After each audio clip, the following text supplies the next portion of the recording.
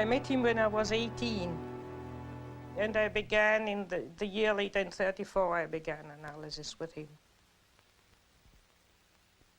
We went out there to the tower, and out of the bushes, suddenly we were standing around kind of, you know, awkwardly, as one does, not knowing what was going to happen. And then out of the bushes came a man, and I was deeply impressed by him. I thought naturally he was a Methuselah, because when you are 18, you think a 58-year-old is ready for the cemetery. He told that story, which you can read in the memories, about this girl who was on the moon and had to fight a demon, and the black demon got her. And he pretended, he told it in a way as if she really had been on the moon and it had happened. And I was very rationalistically trained from school, so I said indignantly, but she imagined to be on the moon, or she dreamt it, but she wasn't on the moon. And he looked at me earnestly and said, yes, she was on the moon. I still remember looking over the lake there and thinking, and either this man is crazy or I am too stupid to understand what he means. And then suddenly it dawned on me, he means that what happens psychically is the real reality. And this other moon, this stony desert which goes around the earth, that's illusion, or that's only pseudo-reality. And that hit me tremendously deeply. When I crawled rather drunk into bed because he gave us a lot of Burgundy, that evening I thought it'll take you 10 years to digest what you experience today. Both Jung and I minded most of all about wholeness, about becoming whole, and that I'd got at it through my art by always trying to draw or paint things that looked whole, animals, primitives, anything that seemed still at one with itself and whole. And he got at it by studying the things that were wrong with people, and then realizing the way to get it right was to find their wholeness, to find the opposite to the thing that was destroying them so terribly.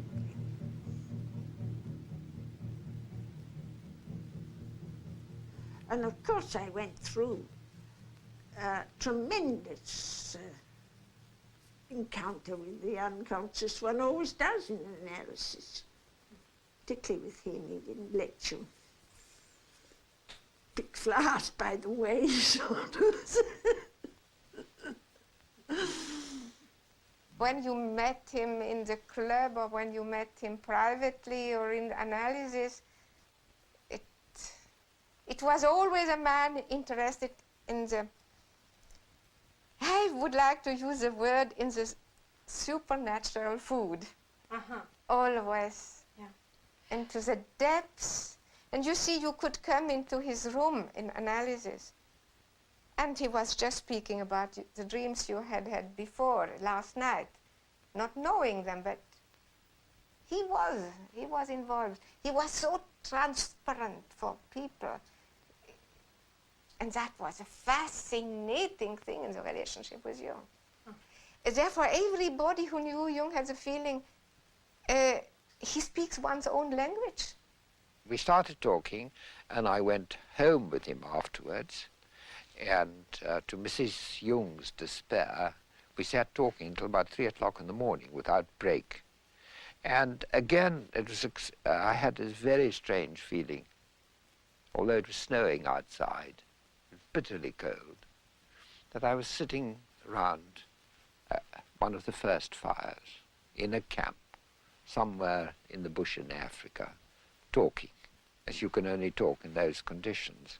And I said to him, why don't you come back to Africa with me? He said, you know, when I came back from Mount Elgon and from Kenya and living amongst the witch doctors of Africa, he said, I found so much witchcraft in Switzerland. I felt that I had to deal with all this witchcraft first before I could, before I can travel again. And he used to refer to himself as an old witch doctor. Very often when people asked him, "Are you a Protestant? Are you a Catholic?" he said, "Don't ask me these questions." He said, "I'm only an old African who finds his God in his dreams." And he really meant that. He really meant that. We had this tremendous human, almost animal warmth and immediacy. It was the immediacy of the laugh that got one. Schopenhauer said that humour was the only divine quality of man. And that Basel helped him with a lot. The Baselers have an extraordinary sense of humour, and their carnival is really marvellous. Jung took you there once to the Yes, he did. A whole lot of us. We went there the night before and got up at 4 o'clock, 3 o'clock in the morning, I think, to see the so-called Morgenstreich. And the procession comes through with lights. It's most impressive.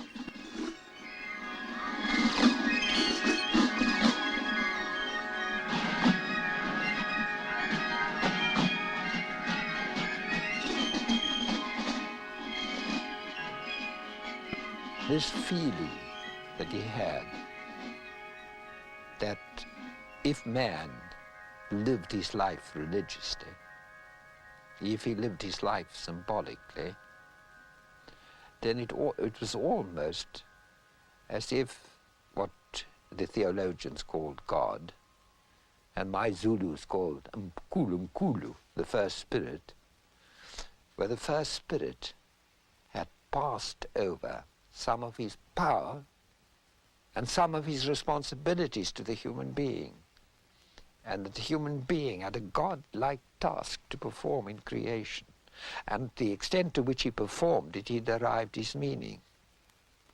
It's a very important part of Jung's thinking.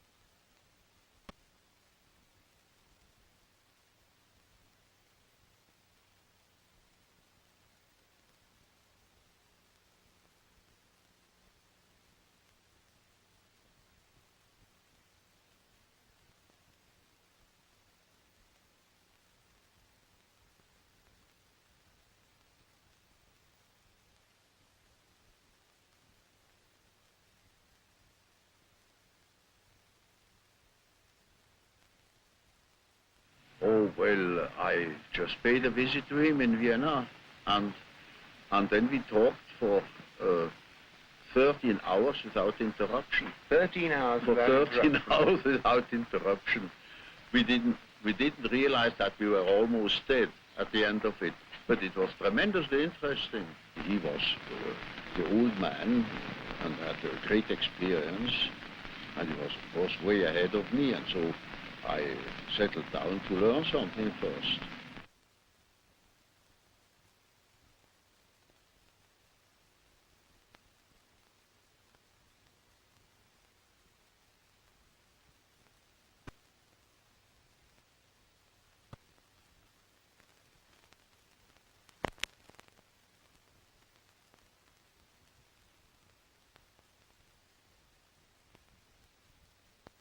had written that book that cost me my friendship with Freud because he couldn't accept it. Yes. To him, the unconscious was a product of consciousness, yes. And it simply contained the remnants. I mean, it was sort of storeroom where all the discarded things of consciousness were heaped up and left. But to me, the unconscious then was already a matrix, a sort of basis of consciousness of a creative nature, namely capable of autonomous acts, autonomous intrusions into consciousness.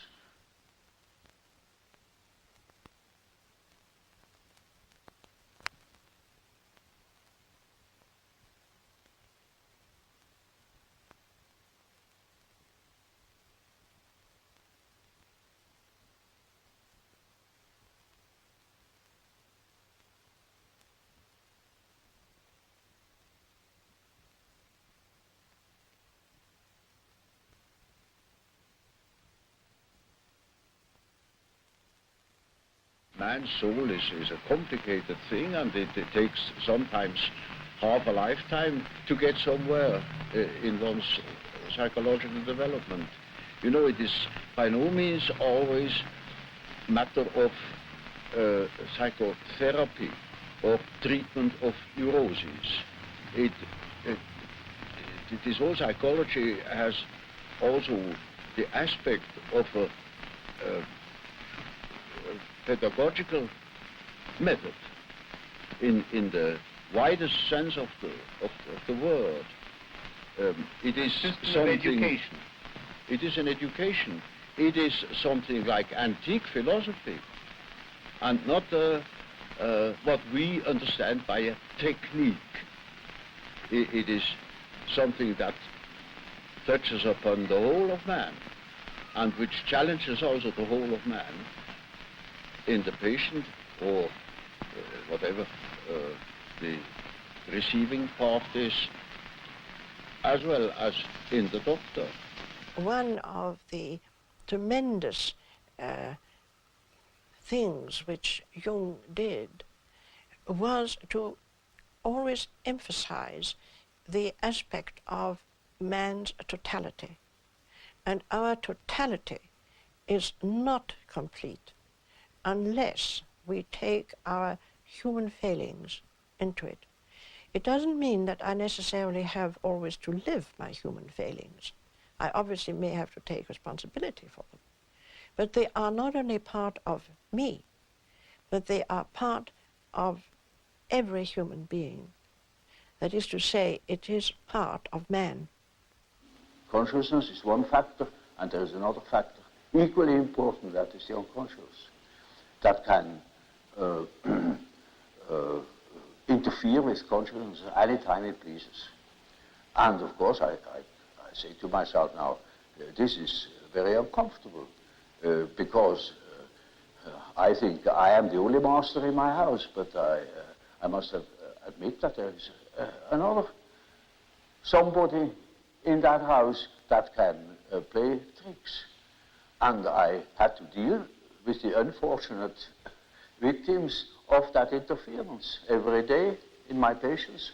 Analysis, proper, and particularly Jungian analysis, begins and ends with conscience. That is, that you take responsibility, that you take into consideration all those manifestations which so far have remained in the unconscious. In other words, you were not conscious of. And if you start taking responsibility for those manifestations, like shadow qualities and whatnot, then this is a very strong test for your conscience, isn't it? And so, I mean, you have to only have to think of the beginning of psychoanalysis. I mean, it took an enormous amount of moral courage to face these facts, which so far have not been considered or repressed. I felt that Jung should tell me what I should do, whether I should write a book, whether I should get a divorce, what I should do. And he wouldn't. And so I got mad at him. And I said, why is everybody so mean to me? And he said, why are you so mean to everybody? So I stormed out. And you got what I said there.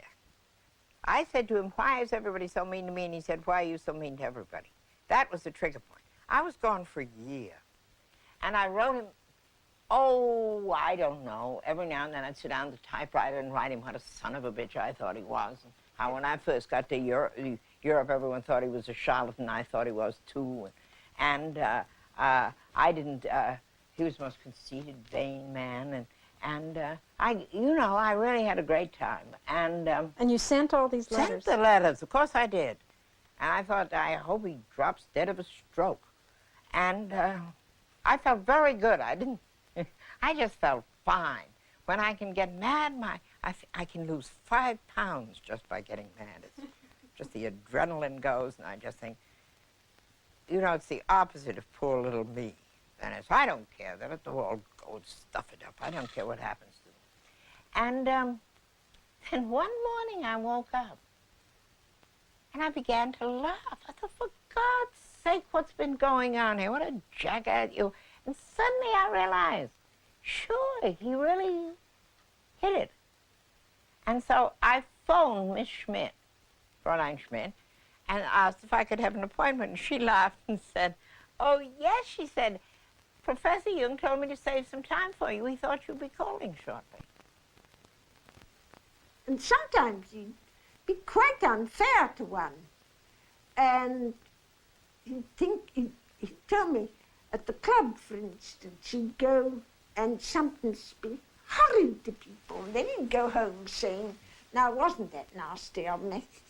I really spoilt their weekend and saw shows on Saturday evenings. But when they next came to analysis, he found that that particular nastiness was exactly what they wanted, what they needed. I really got more from Jung when he hit me over the head than any other time. I don't mean literally. He had very small eyes, and when he looked through those little eyes, usually over the top of his eyeglasses, you knew that he was looking at something that you couldn't see.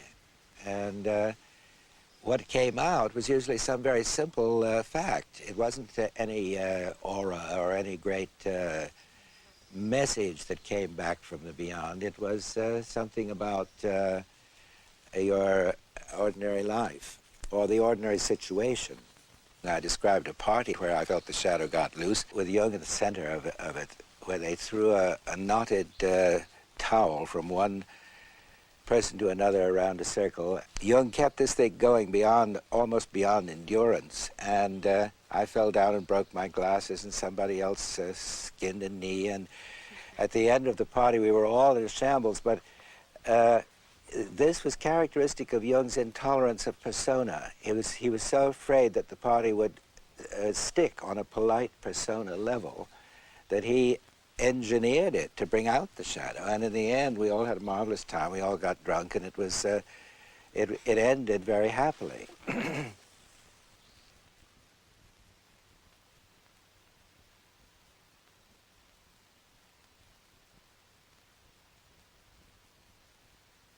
He became a human being, and a total one. I mean, he included everything.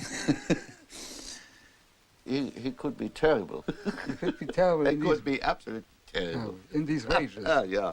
In these ranges. I remember one thing when we sailed on the lake up there, Bollingen, you know, in his boat, and there was a the wind died down completely, and we were way up from the Turm, you know. I see. Yes. Way off, and so there was nothing else but to row. And I was an old sailor, and you know, I knew how to row, indeed, better than he did, as a matter of fact. And also young. So I went and rowed, and he started criticizing me. for every single part of a movement I made with those two rows, you know. And he knew it better, of course. Oh, and did he row himself? Joan was in the boat as well, my wife, and so it was absolutely, it was hell. It was real hell. Until I said, good, fine, do it yourself. Yes, you finally said. And he did it? Yes, he had to. He had to if you gave. He Yes, had to. Yes. I wouldn't make one single move. So, and did he ever apologize? No. No? Really? Oh, he could be terrible. Oh, he could be a real devil. When I was his secretary, he grumbled at me with a very loud voice. And he was, he didn't like when I took it personally. So I took it. And sooner or later there was a big and very beautiful, how do you say, Belohnung, recompense, a compensation. He compensated. He knew exactly what he had done. And then one was rewarded if one could stand it and if one didn't took it personally. You see, he was so burdened by his ideas and by people outside and his inner figures. So I understood it quite well. He had to have a let out, das heißt Ventil. Ventilate. And out. Ventilate. The steam has to go out. Yes.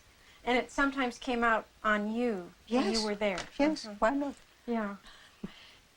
The personal shadow is the personal shortcomings of things which every human being could be conscious of, which is not archetypal. For instance, such things as greed for money or jealousy, inferiorities which everybody has, but prefers not to know about. If one is jealous or if one is suddenly possessed by wanting money or so on, one could know about it if one is honest with oneself. But the collective shadow has to do with the dark side of the archetype of the self. That means it's the shadow of the God image. In the Christian tradition, it would be the devil. And that has always been personified and felt as something which has not to do directly with the human being. I mean, if somebody is possessed by the devil, he's much worse than just, he's not human, it's demonic. And, but on the other hand, generally that merges. First you have this area of dim, dark side, and behind it lurks the other. I've, for instance, seen that when Germany went to the devil in Nazism, people fell into it through their personal shadow. For instance, they didn't want to lose their job because they were clinging to money. That was their personal shadow. But then they joined in with the Nazi movement for that reason and did much worse things than they would have done normally under normal social conditions. So you can say the personal shadow is the bridge to the collective shadow, or the open door to the collective shadow. But the collective shadow comes up in those terrible mass psychoses. It's like if you have a room and there's one door not shut, and there the devil can come in. And if you know your personal shadow, you can shut all the doors.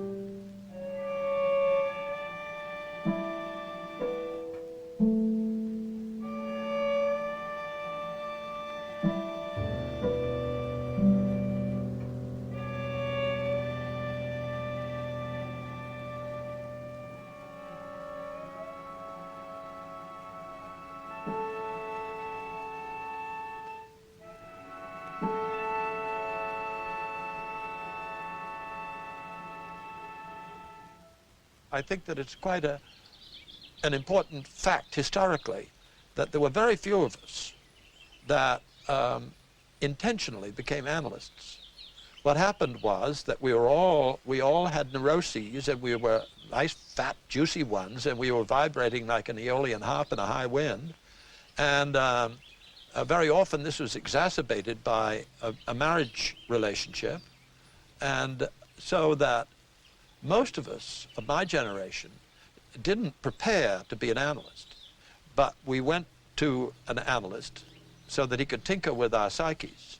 And somewhere along the line we'd say, wouldn't it be peachy if I could be one of those too? I have to remember our first appointment, because Joe and I went together, and he talked right over the top of my head to Joe, arranging my appointments. And I finally said, well, where do I come in? And he said, oh, that comes later. And I'll never forget that. Jane and I arrived in Zurich in 1932. We had a very deep bond between the two of us, but we also were very dissimilar. And so we got into horrendous clashes and crashes. We just were anxious to get a hold of something that would give us some tools to work with so that we could resolve these clashes. I was not so enamored of him at first. I thought the way he talked, no, it was his writing. Of course, it was very intuitive writing, and it wasn't my dish. And I kept thinking, who the hell does he think he is? You know, how do you know what he's saying? I mean, how does he know what he's saying is right? And I was really very resistant. It is almost a rule, but I don't want to make too many rules. In order not to be schematic, Yes. That an introvert marries an extrovert for compensation, or another type marries the counter type to complement himself. I thought, well, he's just talking through his hat, and I just can't go for that stuff. Until I got in trouble and had him head on, and then, my God, he just made all kinds of sense. I liked his opening comment. He said, oh, so you're in the soup too. I like the two. Together. Yeah. The archetype is a force, it has an autonomy. It can suddenly seize you. It is like a seizure. Yes. So, for instance, falling in love at first sight, that is such a case. You see, you have a certain image in yourself without knowing it of the woman, of the woman. Yes. Now you see that girl, or at least a good imitation of your type. And instantly you get a seizure, and you're gone. And afterwards you may discover that it was a hell of a mistake. Or you see, a man is quite capable, he's intelligent enough to see that that woman of his choice, as one says, not no choice, he has been captured. Yeah. You know, he sees that she is no good at all, that she is a hell of a business. And he tells me so, and he said, for God's sake, doctor, help me to get rid of that woman. He can't. He's like clay in her fingers. And that is the archetype. That is so-called archetype of the anima. Yes, yes. He thinks it is all his soul, you know. Like the girls, you know, when a man sings very high, then he thinks he must have a very wonderful spiritual character because he can sing the high C. And she's badly disappointed when she marries that particular number. Yeah. Well, that is the archetype of the animus. Yeah. This is built right into the center of Jung's whole psychology, that one should develop one's countersexual components, as Margaret Mead so quaintly phrases it. But Jung prefers to talk about the animus and the anima, meaning the feminine side of the masculine side of the woman and the feminine side of the man. And so that all of us who are really committed and involved in the Jungian world are very busy trying to develop our animuses or our animas, and we don't ever expect that it's going to be quite a dead heat and that our voices will alternate from soprano to basso, or that we are going to get a reissue of our vital parts. But on the other hand, we do feel that usually going on a two-step operation, first with the projection of one's anima or one's animus, and then the gradual peeling of it off and taking it back in again and assimilating it and hopefully integrating it into one's consciousness, that this androgynous or almost androgynous state of being is the way one hopes to be before they throw the switch. In the beginning stages of a relationship, there is generally a lot of projection mixed up with it. And that is responsible for all those love quarrels. I mean, she makes demands which he can't fulfill, and he makes demands she can't fulfill, and animus anima crossing the swords. And I mean, if you tape record a love quarrel, it's the same all over the world, literally. And that is projection. And if people don't run away but work it out and take back all what is projection in it, then appears or is peeled out of all this the true relationship. Now, it might be none. And then it would be like the Freudian thing, goodbye, and now I see you simply represented that and that in me, and thank you very much, goodbye. Or there might be a tremendous amount of relationship, true relationship built up, which is not the same thing as projection. The intensity of our struggle suddenly became clear to me that Jane had a thinking function developed, and I had a developed feeling function. And of course that was upside down. Everybody knows that men think and women feel, only what didn't happen to be so with us. But I think that what he did for women came through his tremendous interest in the individual. And women could be individuals too. And this problem of what is feminine and what is masculine and so forth and so on almost came as second to that. Mm-hmm. So I think in a sense, and then of course his discovery of the animus and the anima, that did a lot. Jung was not apt to be a father figure. He was in an astonishing way near to you. Natural. He could sit down and after 10 seconds you felt to speak with a brother, not with a father. And if you have had this brother relationship to him, where you discussed in a free way, where you accepted that he got angry, where you also were ready to get angry at him, as men do in an upright, clear way, it was easy to get along with him. But the moment where one thought that he was a father figure, he was for men very destructive. Because he was too irrational to give a guidance as a father.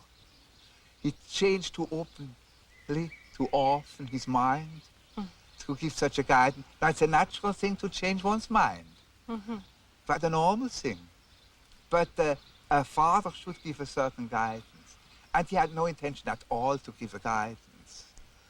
So for men, it was often difficult because the moment men look, and many men look for a father, whereas with women it went along much better because a woman doesn't look so much for a father, she looks for a lover. And he was charming, seducing, and there he offered transference, often a little bit too much. But with a great healing power. With a great healing power. Well, what about the atmosphere in Zurich at that time? Well, that's what put me off. Oh, the cultism was just reeking. It was just awful. There were the transferences. And I swore I would never get a transference. That one thing I decided right away, because it just looked too awful. I mean, these people were just goofy. And but I got a transference. Couldn't help it. Couldn't help it. Because I mean, after all, you get a transference because what's missing in you has got to be seen in somebody else. And there was plenty missing in me, you know, and with a man of Jung's caliber, there's a lot missing. It is a regular observation that when you talk to an individual, and this individual gives you insight into its inner preoccupations, interests, emotions, in other words, hands over his personal complexes, then you get slowly and nilly-willy into the situation of a sort of authority. Yes. A point of, you become a point of reference. You know you are in possession of all the important items in a person's development. Now you see, that creates an emotional relationship to the analyst. And that is what Freud called the transference. Yes. Which is a central problem of analytic psychology. It is just so as if these people had handed out their whole existence, and that can have very peculiar effects upon the individual. Either they hate you for it or they love you for it. Yes. But you are not indifferent to them. But I never felt as though I had too much transference. It didn't last too long because Jung, the one nice thing about, or the good thing about him was he gave so much of himself. He just gave you everything he had. So it wasn't as though you had a hangover. You got it all, you know? I never felt in awe of him. I just thought sometimes he was funny. When we used to have a little argument about God, he said, oh, you know, I'm not so sure about God. I'm perfectly willing if he shows up, fine. I used to say to you, of course, if he shows up, he'll probably look like you. And, I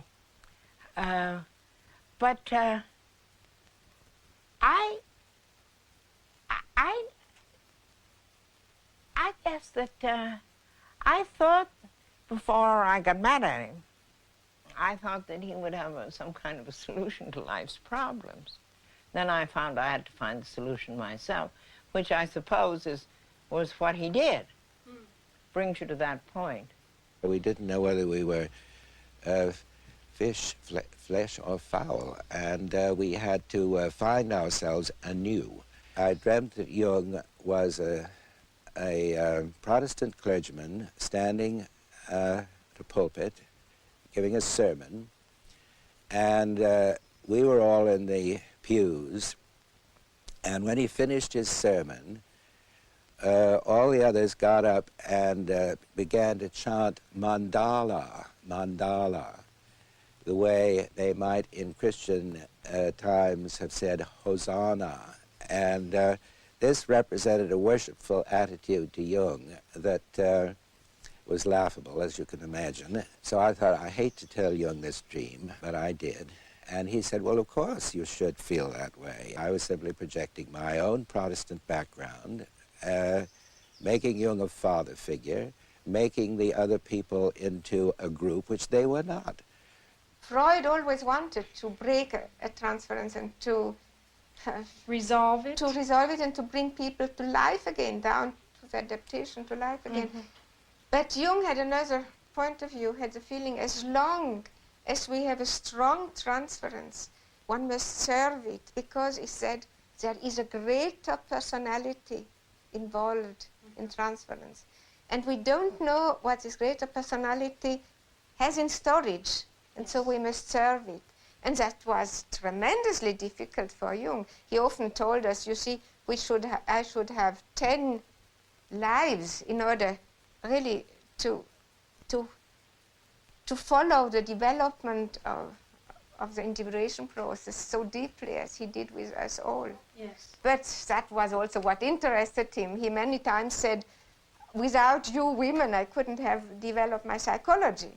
I had a case that was an intelligent young woman. She was a student of philosophy, very good mind, where one could expect easily that she would see that I am not the parental authority. But she was utterly unable to get out of this delusion. And in such a case, one always has recourse to the dreams. It is just as if one would ask the unconscious, now what do you say to such a condition?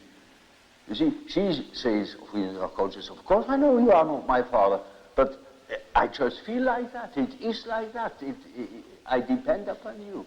And I say, now you see what the unconscious says. Now the unconscious produces dreams in which I really assumed a very curious role.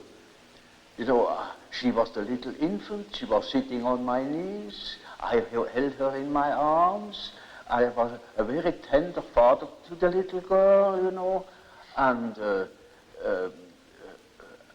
more, her dreams became emphatic in that respect, namely that I was a sort of child, and she is a very little, frail human thing, you know, and quite a little girl in the hands of an enormous being.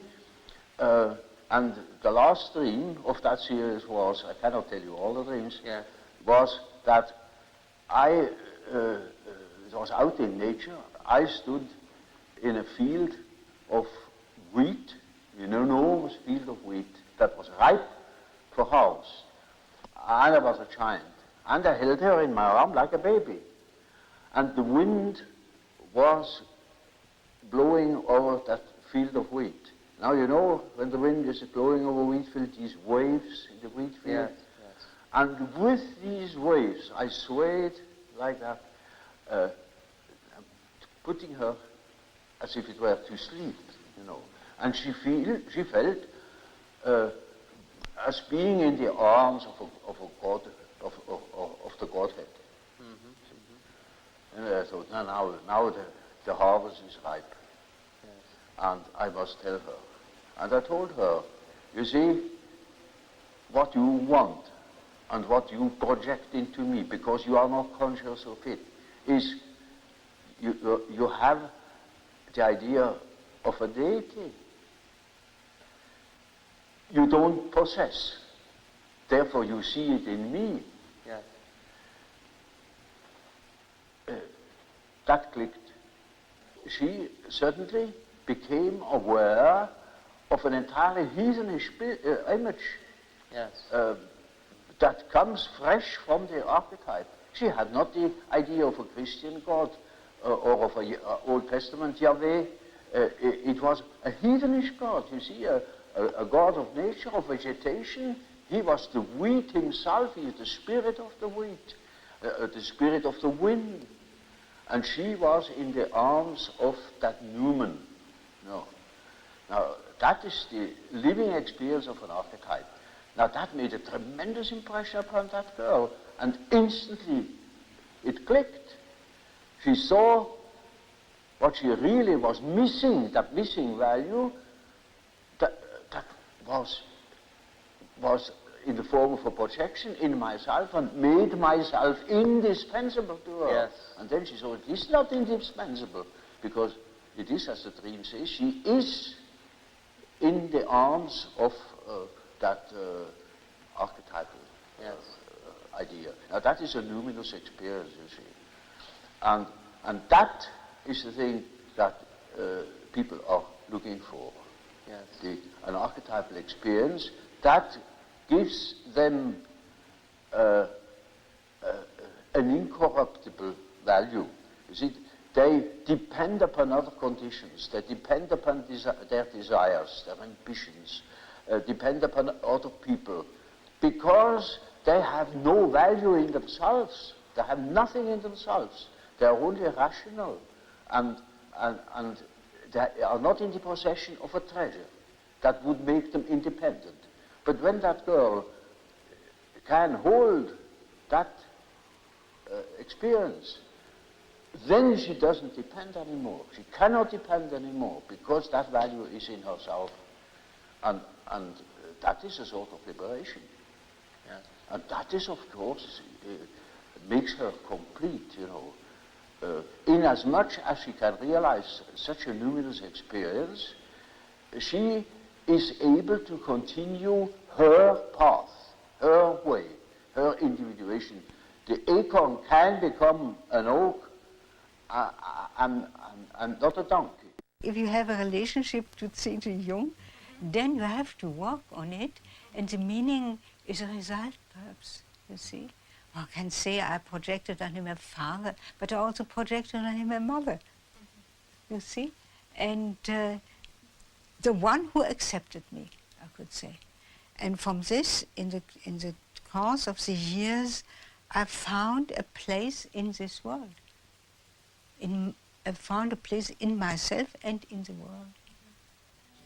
A transference is a projection. Yes. So I projected on him this and that, and he took it seriously, and he acted accordingly. But he never laughed at it. He accepted it. He accepted it. I remember once a patient wanted to marry Jung. She was convinced that he was the man for her and for her lifetime. In vain, Jung explained to her that he already was married. She continued to be convinced, and therefore Jung accepted. She went on, prepared a marriage dinner, had printed cards, everything was ready. Jung continued to accept in full confidence of unconscious reactions coming from the patients or from him.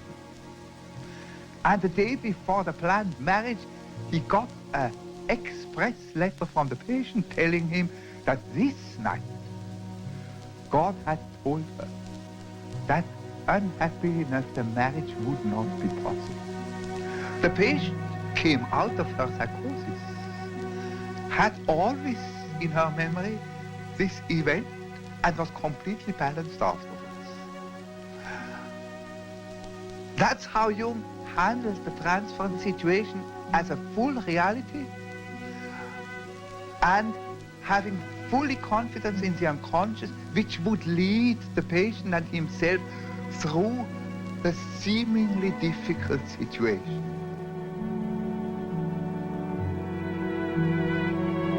He could see what every woman was really substantially like, and helped her to find her main interest: literature, politics, psychotherapy, or astrology, or what you want. He had an art to follow a person until she found herself.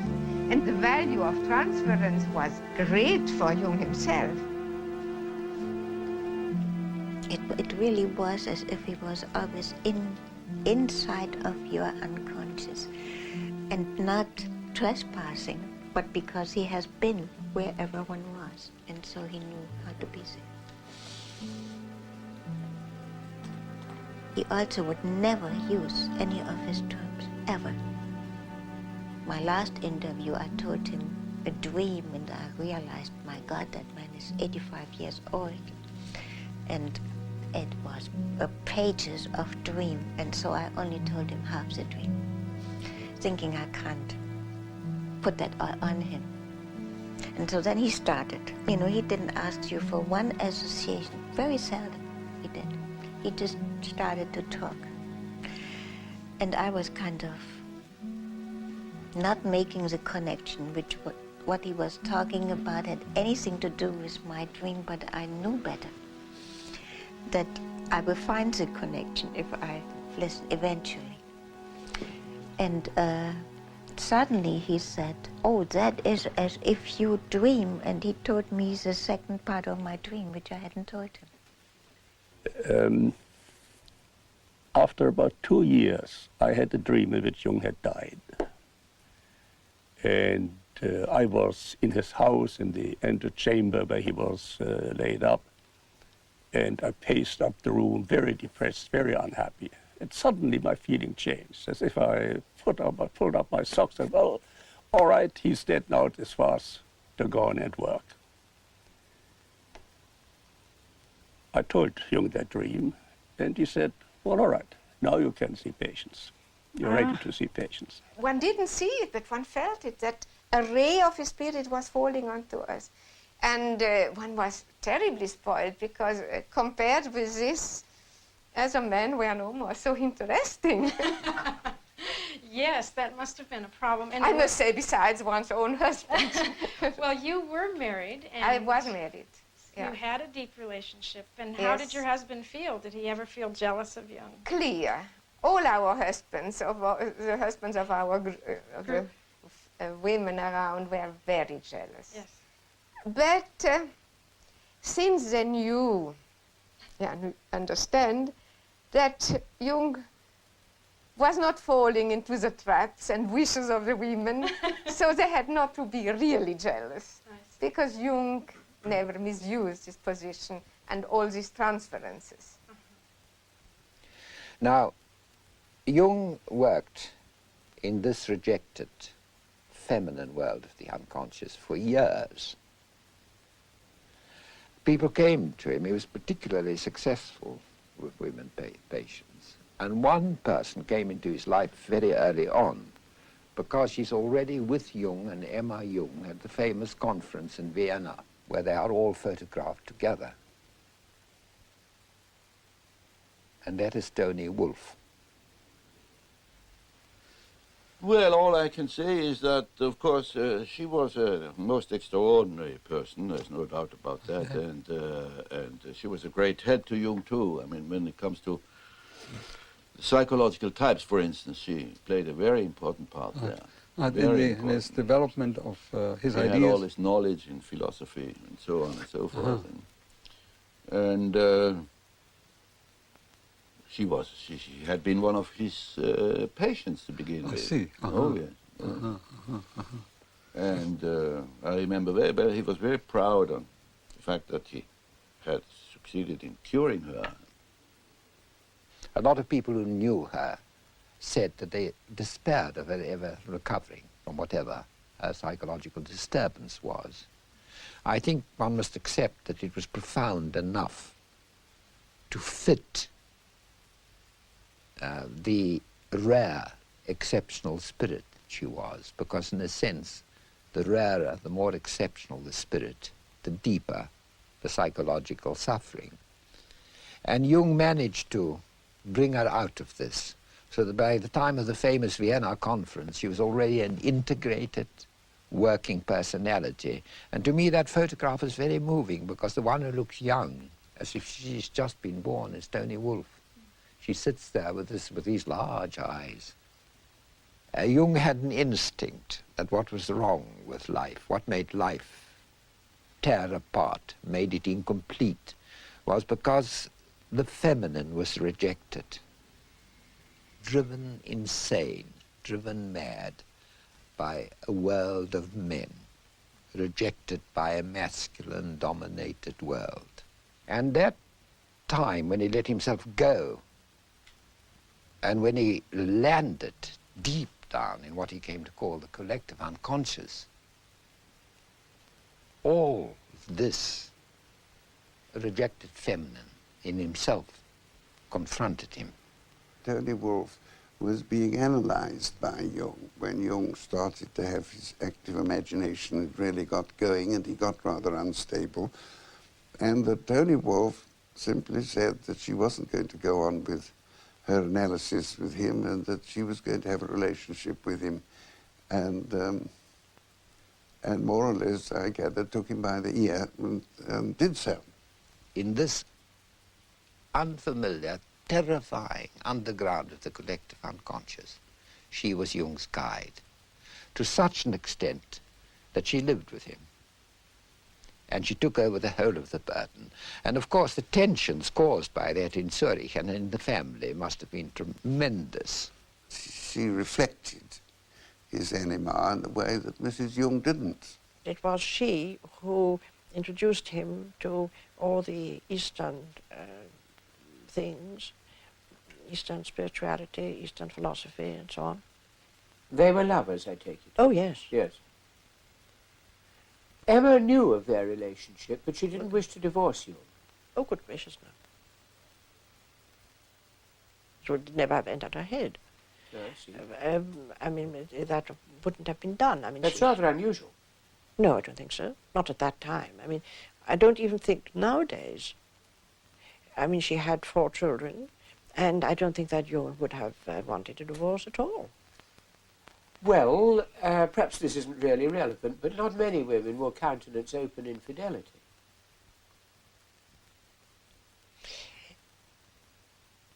Please forgive me. I am not so sure if that is not a kind of British, maybe even English prejudice, conditioning, or something. I think that... I think it's an American one, too. Is it?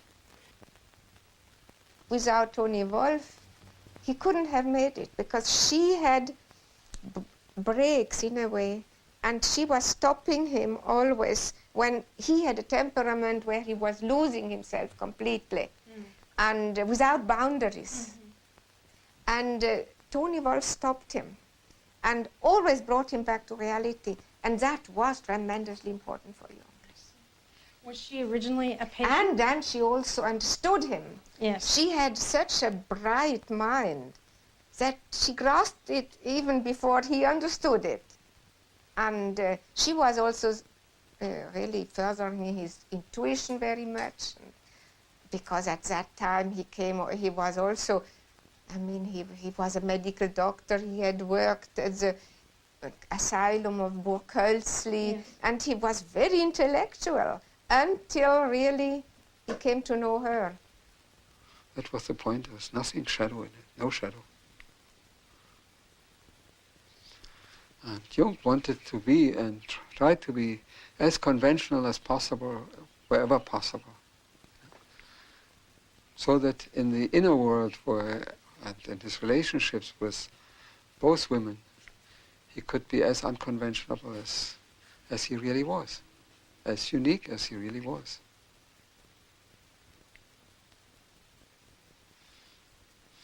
No, it was quite a thing for him to do around 1910. You know, the Victorian age wasn't quite so far gone, and it wasn't anything he hid. You know, I remember I was walking in Zurich, there near the institute, and there was Jung and Tony Wolff walking. You know, there was nothing hiding, and it was in this relationship that he had these tremendous experiences of the conjunctio.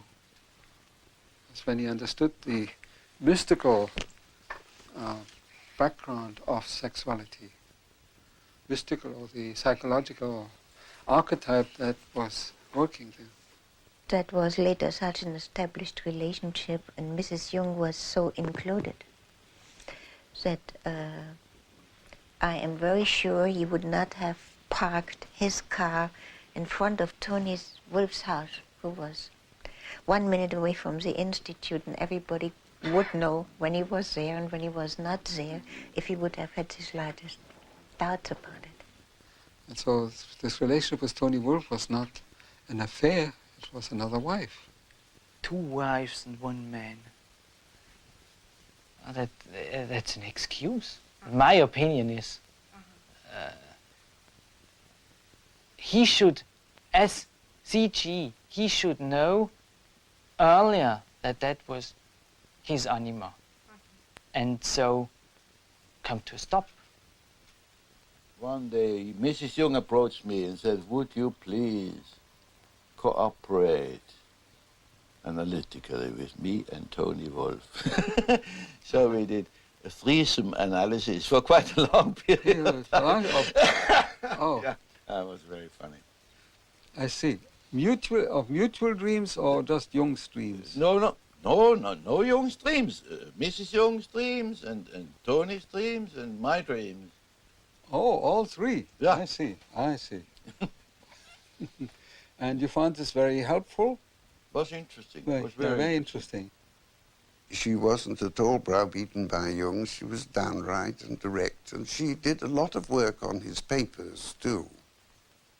She obviously stood by Jung all through his periods of crisis.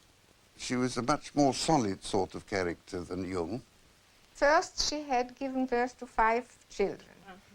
And then Jung told us, and she told us, and she felt the need also to know more. And then she studied physics and mathematics and many other things. And then she had an analysis with her own husband. She did? Yes. How difficult. Yes. She had also another analysis, but the main thing was analysis with Jung. And afterwards, he allowed her to analyze. And she was a very good analyst, and the opposite of her husband. He was more intuition and thinking, and Emma Jung was sensation, mainly sensation, absolutely down to the earth, and more to that, to the depths of the earth. Mrs. Jung had a fantastic sense of humor. She giggled and laughed, and she was very, very nice woman. Motherly, but I think she helped a lot in working out, let's say, the animus anima problem. It's those 3 who did the work, I think.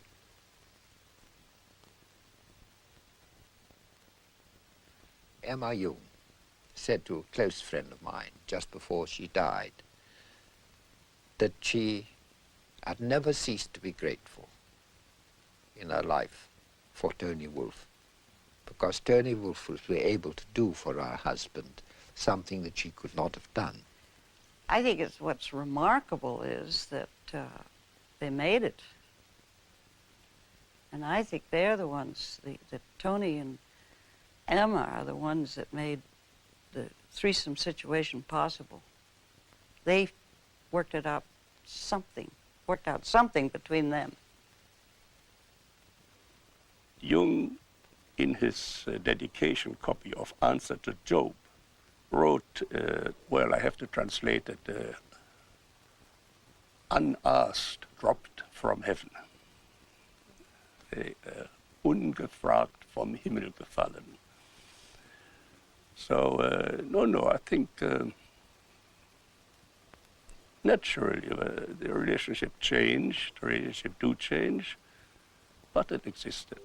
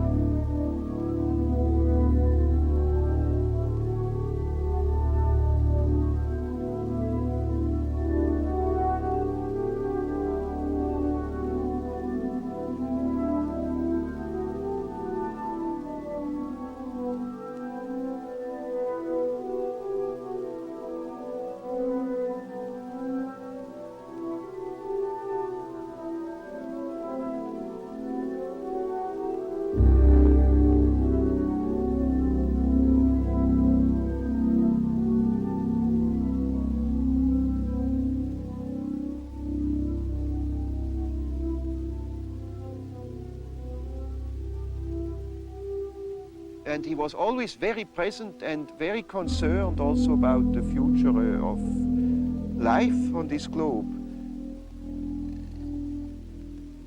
I think he needed space and quietness to meditate about them and to find as much answer as he could find. It was at the same time, I think, a total participation, but also, well, I wouldn't call it a withdrawal, but a philosophical distance, or I don't know how to call it.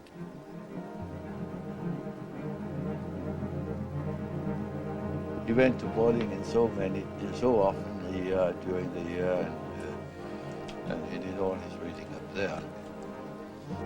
Most of the reading was done there, and also most of the writing. Also, the writing.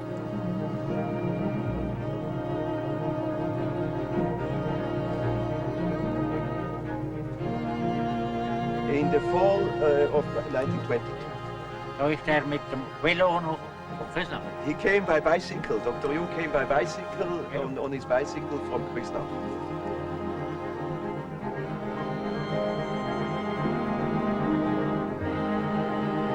The western part of the land was sold by Mr. Hugenmatter's father to Dr. Jung. Mr. Hugenmatter's father and Dr. Jung had a very good relation. Das ist der Walter. Gerade am Film. Ja, nein, das ist schön. Und der Bruder auch noch. Der Großvater. Und Sie haben das im letzten Moment beschlossen. Ja, mit diesem Krieg. He spoke with everybody. Wenn er in Ochs ist, behalten. And when they were in trouble, you see, for instance, with bringing in the hay before it came raining, Dr. Jung would help them.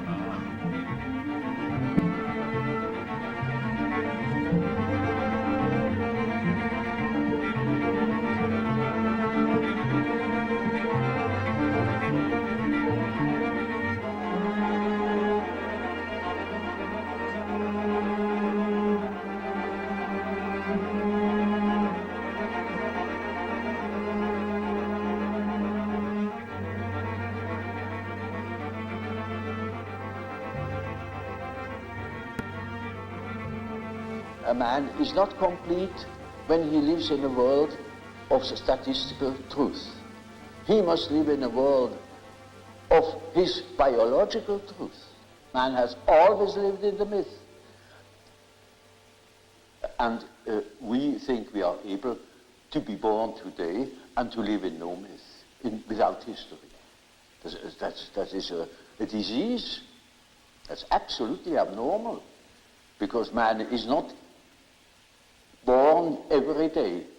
He's once born in a specific historical setting with specific historical qualities, and therefore he is only complete when he has a relation to these things. It's just as if you were born without eyes and ears, when you are growing up with no connection with the past. From the standpoint of natural science, you need no connection with the past. You can wipe it out. Yes. And that is a mutilation of the human being. He had what the Greeks called techne, hence our word technology and so on. And techne means also art and skill.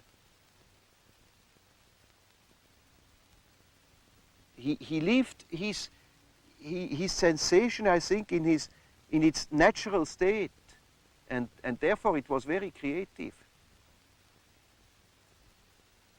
He looked at the wall in his last years.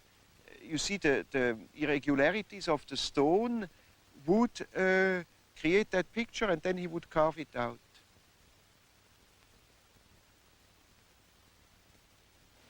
The statements of every religion, and of many poets and so on, are statements about the inner mythological process, which is a necessity, because man is not complete if he is not conscious of that aspect of things. Well, we have to revive primitive superstition. Because in primitive people, their sword has a soul, their hammer has a soul. No smith would start making a sword without a ritual first. Still in the Middle Ages, the heroes who depended on their sword, think if your sword breaks in battle, you're a dead man. So their sword had a name and a soul.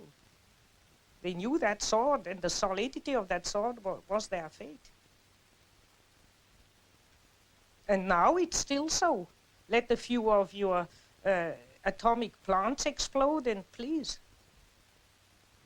Matter, if it has to cooperate with you, needs loving care. And not only technically by oiling and so on. You have to kind of live with it. Otherwise it plays you tricks. One of the last times he went to the tower, for instance, he hadn't been there for a long time, and the first days the covers of the pans like to jump off and fall on the floor in the wrong moments, and you know how objects can absolutely misbehave. So he put himself up in the middle of the kitchen and said, now, ladies and gentlemen, pots and spoons, I know I have neglected you for a long time and you are angry with me, but I beg your pardon and I ask you now to cooperate again. And from then on, there were no more accidents. He had great fun with that. If you notice, it's highly symbolic. The days you can't open a door, you can't get at something, or some object hides from you just when generally when you are not in yourself and in an impatient mood or so on, then everything plays you tricks.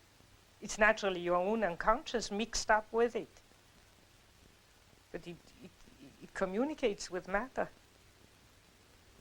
We are only deeply unconscious of these facts because we live all by our senses and outside of ourselves.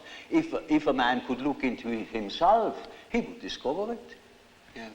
And when a man discovers it, in our days, he thinks he's crazy. And he may be crazy. He played a lot along the lake, and he did it very often alone. He took always a little shovel, removed the sand, and then played with little rivers and so on. And he said when he was 83, he said one day when we were playing, I was generally watching him, playing a bit with him. And he said to me, you know, only today I have suddenly thought, what am I doing when I'm playing like that? That's what I have done all my life, digging out springs. He was just enjoying that. He called it the waterworks. And always before he was writing, he did some days or even weeks of waterworks till he was in the right mood, and then he began writing. I sat sometimes for hours beside him, just watching, not talking. Once an old peasant went along and said to me, isn't this Professor Jung not a world-famous man? And I said, yes, he is. And he said, wouldn't think it if you see him like that. I have the feeling I am able to help this thing which guides my life. I am not doing it, but I can help him in some way. And that's something which probably Jung has invoked in me. Your good ideas are not produced by your will. It comes to you. You must make yourself ready. I think that's all, and you must have a certain amount of interest.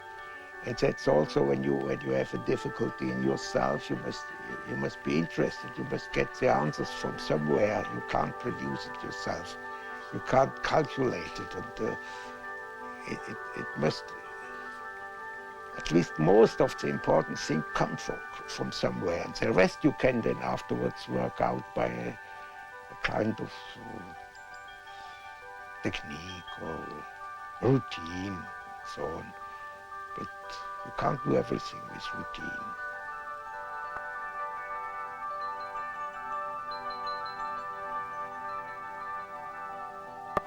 was always looking for something in between, you know, something that linked that remote past with the present moment. And I found, to my amazement, it is alchemy. It is the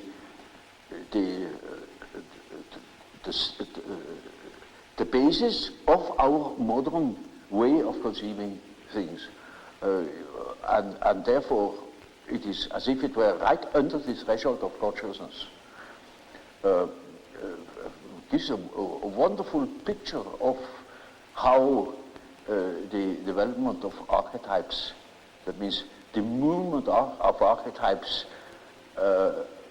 looks when you look upon them as if from above, namely from today, you look back into the past and you see how the present moment has evolved out of the past. And we can construct or even predict our the unconscious of our days when we know what it has been yesterday. And when I heard Jung talking about alchemy, it was like a revelation for me to see how, because there are religious ideas which are on the foundation of all these scientific work. The energy that you do, that you start to do chemistry, comes from somewhere which is not a really rational thing. It's an emotional thing. For Jung, religion was an attitude. For Jung, religion was an attitude to life and had absolutely nothing whatever to do with any kind of creed. And he was actually ambivalent about creeds, because on the one hand he said that a creed would stop you from having an experience, and since he believed that religion was not only an attitude but had to do with experience, personal experience, if you block it by a creed, obviously you can't have an experience. But at the same time, he also thought that a creed might be a tremendously important framework for someone whose ego was too weak to stand the horror, the void of complete loneliness. He was always saying, why don't the priests go down with me into the collective, into the unconscious of modern man, to learn what the modern soul is about before they start to cure it, because nobody would look at the soul of man in the modern way. They all behaved, as I said before, as if creation was accomplished, if the soul was an accomplished fact. And it wasn't. That's why the book of Revelations had so much meaning to Jung. And that's why he saw it having its place in the Bible. You know, Calvin fought very desperately to have the book of Revelation removed from the Bible, because he called it a dark and dangerously obscure book. But it really is very meaningful, because it's the one book which suggests that the revelation of God doesn't end with the coming of Christ. There is more to come. That religion is a process of continuing revelation and experiencing of revelation, and being obedient to your greater awareness of becoming in life. He was very conscious of the center of his being, which he called the self. And he would talk about the God image living, being alive in this center of our whole being.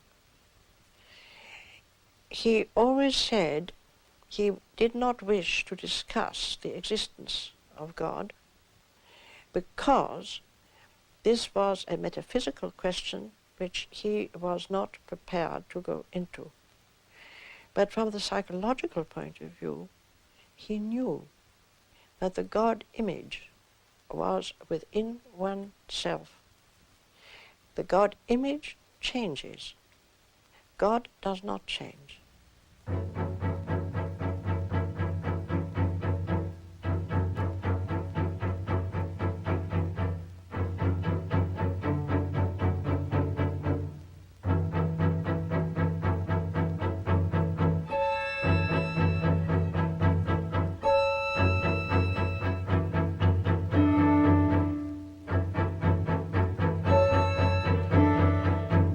I never could claim that any kind of human work could reveal something about the nature of God or about his existence.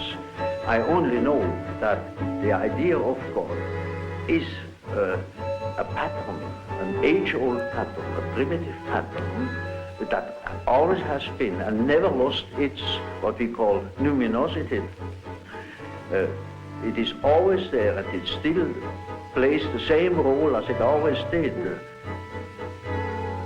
We can establish the existence of that pattern, and that is for our practical purposes enough.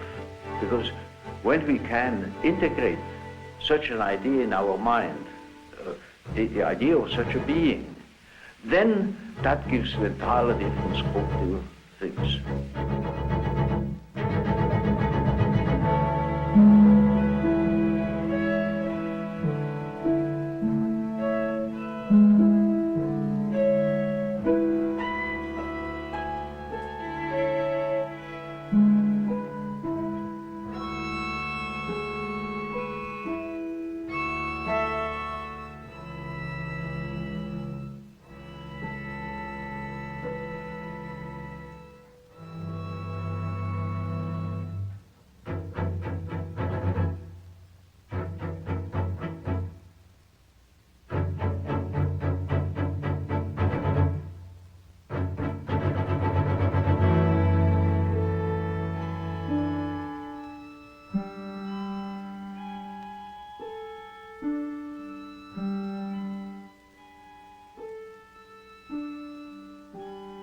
Does not project, you see, just because does not confuse the image of God that exists in man with God himself.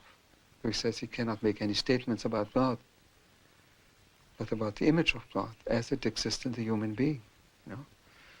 And so this whole ego-self relationship is really at the basis of Jung's work. That's all it is about, you know. But the self-experience as something inside man, but not the same as the ego, you know? But he doesn't project it. Jung puts the burden squarely on each person. And this psychology of individuation, of making what you are, and what you've inherited of the universe, of making that specific, of making what you've got of the collective in you, making that individual, and carrying it as an individual, and not only standing still in it, but allowing an act of becoming in the midst of your being, to become your own way of moving through life. This is the hardest thing you can ask of human beings. What would you say the main value of the research and the writing that you and Jung have done on alchemy is? I would say that a civilization needs a myth to live. We know that if missionaries destroy the myth of a primitive people, they destroy them also physically. They begin to drink, they degenerate, they are lost. And no civilization can live only from welfare. It needs a myth to live. All great civilizations, when they were flourishing, had a living myth. And I think that the Christian myth on which we have lived has degenerated and has become one-sided and insufficient. And I think that alchemy is the complete myth. And that therefore, if our Western civilization has a possibility of survival, it would be by accepting the alchemical myth, which is a completion and continuation, but and richer completion of the Christian myth. That's a myth we could live again with, in contrast to the Christian myth, which doesn't satisfy a great amount of people anymore. And the Christian myth is deficient on not including enough the feminine, or in Catholicism they have the Virgin Mary, but it's only the purified feminine. It's not the dark feminine. And in excluding matter and treating matter as dead and the realm of the devil. And in not facing the problem of the opposites of evil.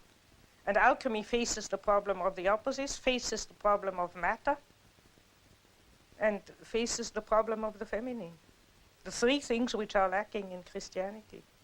And therefore it complements the Christian myth and could revive it too that way. For 2,000 years, the Christian religion has told you to repress the evil. And look at the damn thing now. It began to be so visible at the First World War. And that's now a very great many years ago, isn't it? And it's on a much grander scale, much larger scale, the possibility. Oh, far. Far. What is it? What did we learn from alchemy? It's finally that in each of us there is a rejected part, the which can become the cornerstone, like it's written in the Bible. And we have to be aware of the stinking side, of the bad-smelling side, of the, as Jung says, about the urine, about the excrement, and all that in our life. And this is the beginning of the way of God. This is the beginning of the transformation. The psychology of individuation has nothing to do with politics at all, because it deals with the ultimate values.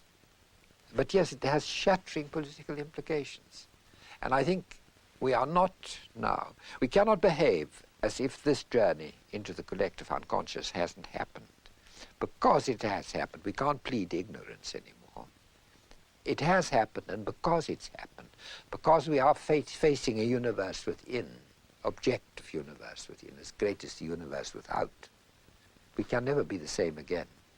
We cannot ignore it. And it has enormous political consequences for us. And the kind of society, the kind of politics that will save us will have to be where more important than any other quality in our politicians, must demand psychological illumination, psychological awareness, because otherwise we get people sparring with their own shadows.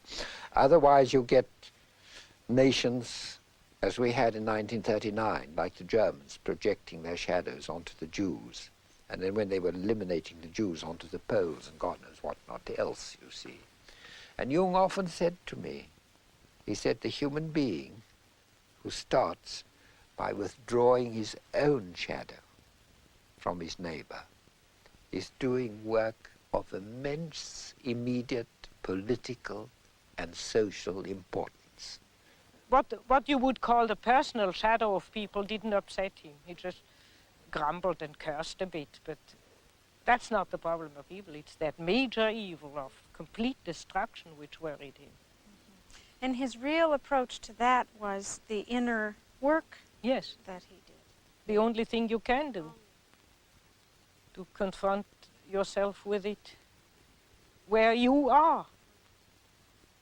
All the rest, all the benevolent, if benevolent preaching would help, then we would be out of the trouble long ago, because we get a lot of benevolent and reasonable preaching, but it doesn't help. So the only place where you can really put the hand on it and deal with it body to body, the problem of evil, is in yourself. And there you have the hope to change something, but the hope to change the world is a childish illusion. As we've seen, the collectivist pattern taking over all over society. The paradox is you get a form of totalitarianism which is producing collectivism, then you get a kind of creation of greater and greater monopolies of commerce, bigger and bigger business, producing a kind of organization man which is the equivalent of the totalitarian organization man, where this individual thing disappears. And really, this kind of this kind of politics of individuation, which you might call democracy, ceases to exist. And this is the point where we've reached at the moment. And at this point, all that's inferior, which Jung used to call the shadow in man, tends to come to the surface. The world hangs on a thin thread. And that is the psyche of man. Nowadays, we are not threatened by elementary catastrophes. There is no such thing as an H-bomb. That is all man's doing. We are the great danger. The psyche is the great danger. What if something goes wrong with the psyche? You see? And so you see, it is demonstrated to us in our days what the power of the psyche is of man, how important it is to know something about it, but we know nothing about it. Nobody would give credit to the idea that the psychical processes of the ordinary man have any importance whatever. One thinks, oh, he has just what he has in his head. It is all from his surrounding. He's taught such a thing, believes such a thing.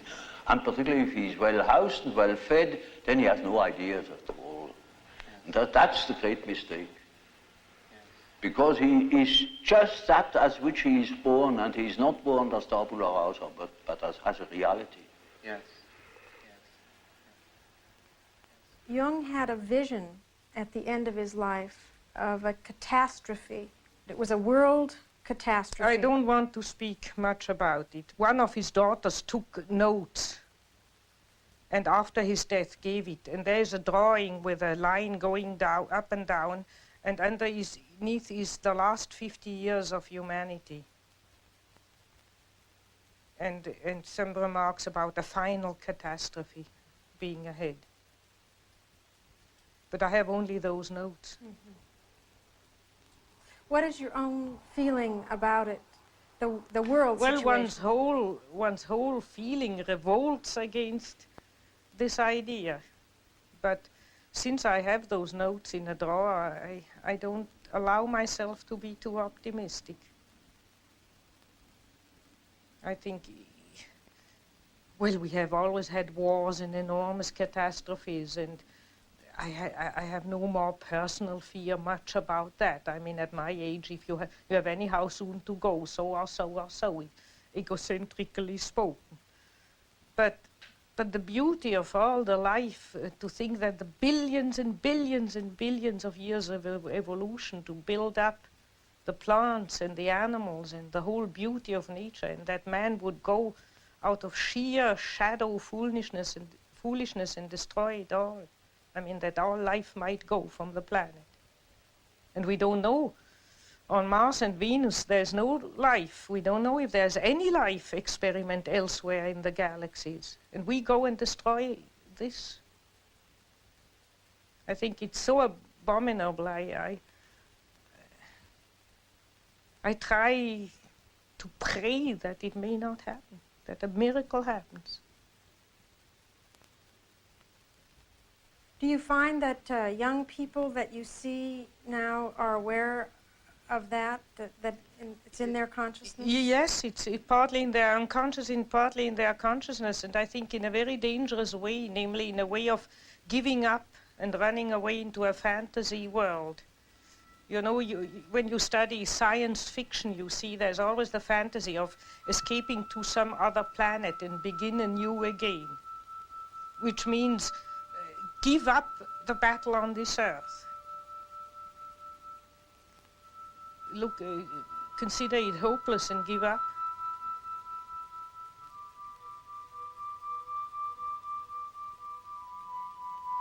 think one shouldn't give up. Because if you think of answer to Job, if man would wrestle with God, if man would tell God that he shouldn't do it, if we would reflect more, that's why reflection comes in. Jung never thought that we might do better than just possibly sneak round the corner with not too big a catastrophe.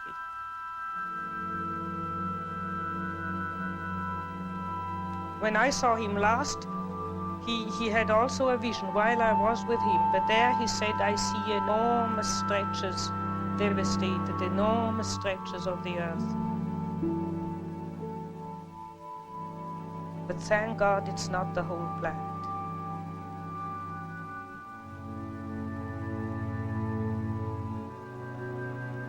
I think that if not more people try to reflect and take back their projections and take the opposites within themselves, there will be a total destruction.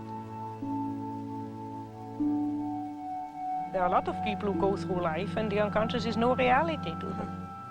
They say at breakfast, I had a funny dream, and that in the afternoon they don't know anything about it anymore. But if they paint them and interpret them and think about them, the dream becomes real. And that's why you have to be lonely, so that the unconscious becomes stronger. It's like loading up the unconscious, and then it manifests. Hermes Trismegistus said in one active imagination to an alchemist, I am the friend of whoever is lonely. We have now, you see, it's a man who pours water into the fish. Now the fish is the unconscious, the content. So we have to support the unconscious.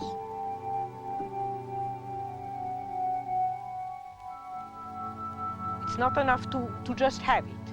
We have to actively turn towards it and support it so that it then helps us.